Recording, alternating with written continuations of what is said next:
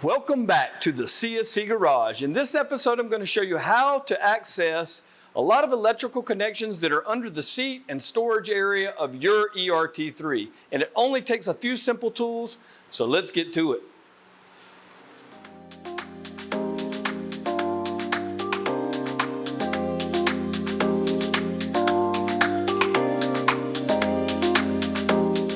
First thing we're going to do is lift the seat and then remove the mat that's in the bottom of the storage compartment. And then there are 1, 2, 3, 4, 5, 6 Phillips screws that we're going to remove using a number 2 Phillips screwdriver.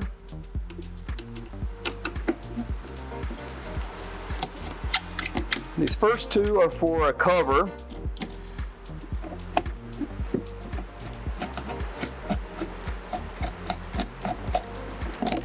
And that cover shows your 12-volt battery. And the remaining 2 Phillips screws we're going to use, I've got a stubby number 2 Phillips screwdriver. You could use the same one, it's just kind of an awkward angle. And we are going to remove that seat, so if you wanted to wait to remove that seat before you get these off, but I'm going to go ahead and remove these.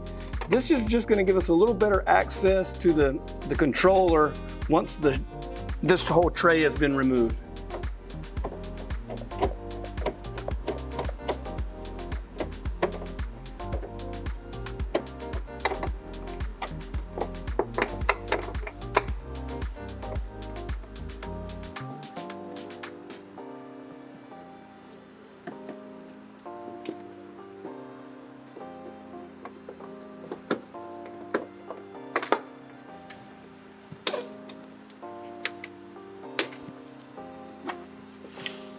Next, we're going to remove 10 acorn cap nuts using a 10mm socket. The first 2 are in the back. Now in the middle.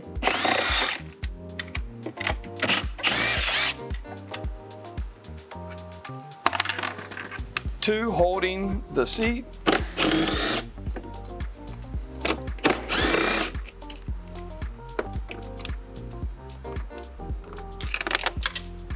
And now the remaining 1, 2, 3, 4 on the seat hinge.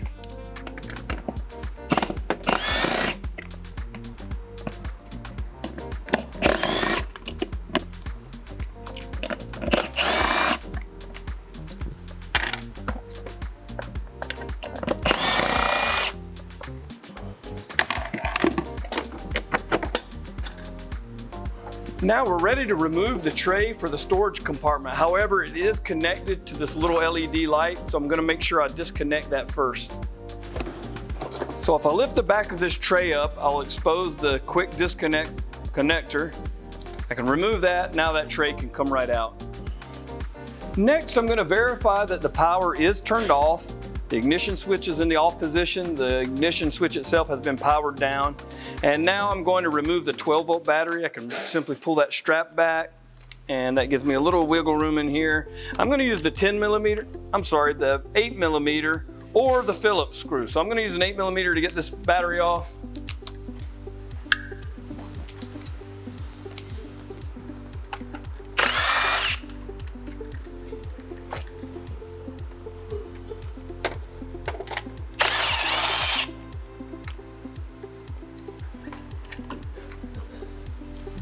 Now, the main battery terminal connections for the large battery are under this controller, so I want to get to that. All I need to do is use the 10mm to remove each of these wires. You could also use a number 2 Phillips to get these off. They're all color coordinated, so they're easy enough to put back on in the correct position.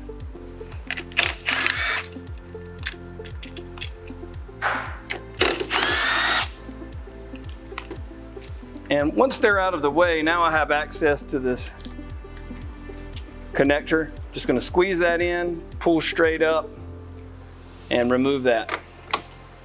Now that we have the seat out of the way, it's a little easier to gain access to these fasteners that are holding this body panel on. I'm going to get those out of the way, the screws, and then this just kind of slides back. You can see the hooks. That slides back and you can get it out of the way.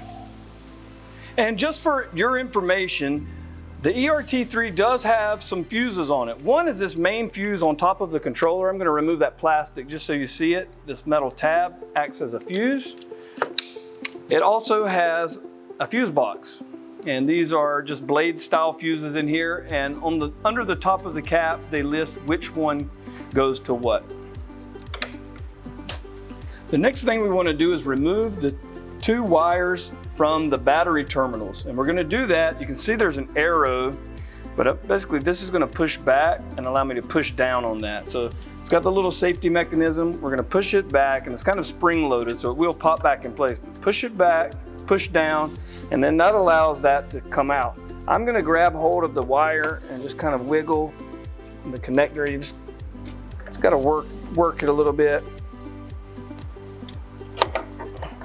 and it will come out. And you can see a little better now how that slides. Slides backwards following the arrow, and then push down. That releases that tab, and that allows you to pull it out.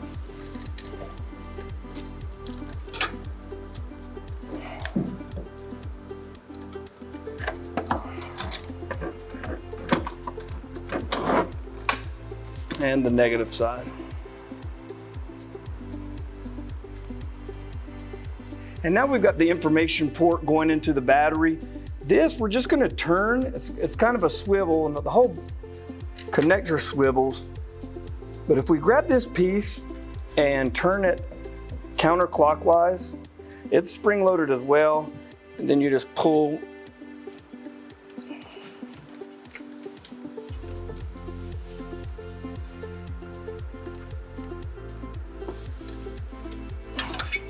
Pull that out, and you can see what I've meant. So we're turning it clockwise and pulling straight out. One of the primary reasons to access under this tray is to see and have access to all these electrical connections. Part of routine maintenance is inspecting those, making sure they're clean, displacing any moisture or corrosion that's occurred on them. What we're going to use today is an electric cleaner and also dielectric grease. Both of these can be bought at any auto parts store. This is great to have for your routine maintenance. So what we're going to look at first are these connections that go directly to the battery. And I'm going to make sure there's no moisture in there. I'm going to use that cleaner first, just spray some in, and then kind of let that air dry out before I use any dielectric grease. I'm also going to use this on the information port that goes into the battery, that plug. There are other plugs through here, so inspections and cleaning is part of that routine maintenance. It's always good to do when you have access under here. Even these types of connectors, I can disconnect those, take a look in there, make sure everything looks good. Some of these are just diagnostic ports from the factory. You got your large connector that goes on top of the controller, same thing. I'm going to use a little bit of cleaner on that. Let that air dry for just a moment. Another connection. This connection here actually goes to the motor, and if I pinch these tabs in, I can have access to that and disconnect that. Same thing, just inspect the tabs, pull each individual wire, making sure that each of those wires and tabs are securely fastened in the plastic end connector. And then same thing, we can clean those out. A dab will do, it doesn't take very much. Let that air out. We'll do the female side as well. Your fuse box, that's another place you can check. You can pull each of those wires and ensure that the tabs are in place inside. You can even pull, you've got 3 spare fuses, and then you've got these in line. And you could pull each of those. It might take some tweezers or a small pair of pliers to get those out. Pull each of those out. And inspect for any kind of corrosion on the tabs. Make sure and verify that all of these fuses are intact and haven't burned out. And same thing, you can clean these terminals just like all the others. After they've been cleaned and they've had a little time to air dry, we will use just a little tiny spot of dielectric grease on there. Not a whole lot, just a little dab. Put it right there.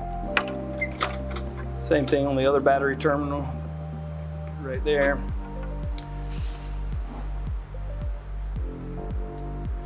And this is going to help resist moisture, resist corrosion, and give a better continuity between the two metal parts. Thanks for joining us once again at the CSC Garage. I've enjoyed showing you just how easy it is to access the electrical components that are under the storage compartment of your E-RT3. So until next time, enjoy the ride.